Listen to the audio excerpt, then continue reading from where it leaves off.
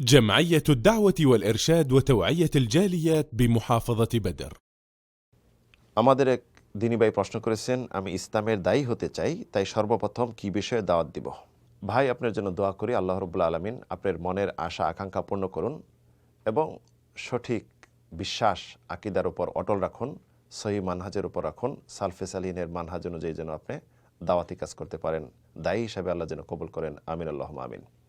একজন মুসলিম যখন দাওয়াতি কাজ করবে, ইসলামের দায়ী হবে, সর্বপ্রথম জাতিকে যে বিষয়ে দাওয়াত দিবে, যে বিষয়ে নবী এবং রাসূল দাওয়াত দিয়েছেন এবং যত নবী এবং রাসূল আল্লাহ প্রেরণ করেছেন লা ইলাহা ইল্লাল্লাহর বাস্তবায়নের উদ্দেশ্যে, তাই সর্বপ্রথম দাওয়াতের যে শব্দটি হবে লা ইলাহা ইল্লাল্লাহ, লা মা'বুদা বিহাক্কিন ইল্লাল্লাহ, সত্যিকার অর্থে আল্লাহ ছাড়া অন্য কোনো উপাস্য নেই, যেটি প্রত্যেক নবী এবং রাসূলের দাওয়াত ছিল। এটা যত নবী এবং রাসূল আল্লাহ জাতি নিকট প্রেরণ করেছেন, প্রত্যেক নবী এবং রাসূলকে এটি বাস্তবায়ন করার জন্যই, এর পথে দাওয়াত দেওয়ার জন্যই আল্লাহ প্রেরণ করেছেন।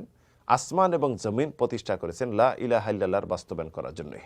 লা ইলাহা ইল্লাল্লাহ এমন একটি বাক্য, লা মা'বুদা বিহাক্কিন ইল্লাল্লাহ, সত্যিকার অর্থে অন্য কোনো উপাস্য নেই, সব উপাস্য বাতিল হয়ে যায়।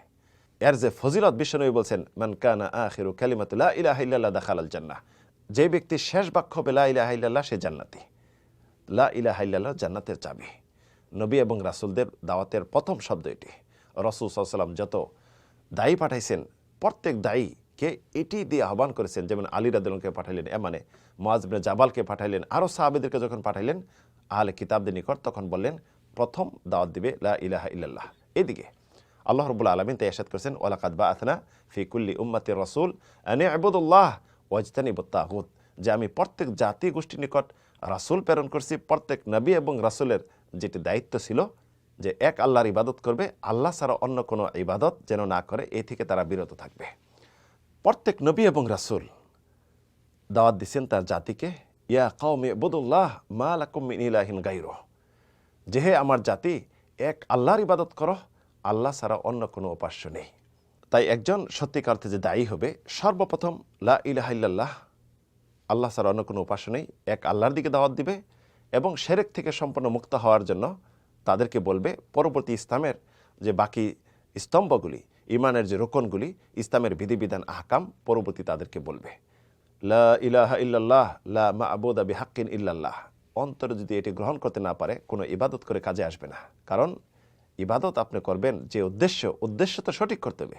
তাই লা ইলাহা ইল্লাল্লাহর সঠিক বিশ্বাস আপনার অন্তরে আনতে হবে। তাই একজন মুসলিম দায়ী হিসাবে তার প্রথম কাজ হবে লা ইলাহা ইল্লাল্লাহর দিকে দাওয়াত দেওয়া। আল্লাহ রাব্বুল আলামিন সবাইকে লা ইলাহা ইল্লাল্লাহর বাস্তবায়ন করার, লা ইলাহা ইল্লাল্লাহর উপর চলার তৌফিক দান করুন। আমিন আল্লাহুম্মা আমিন।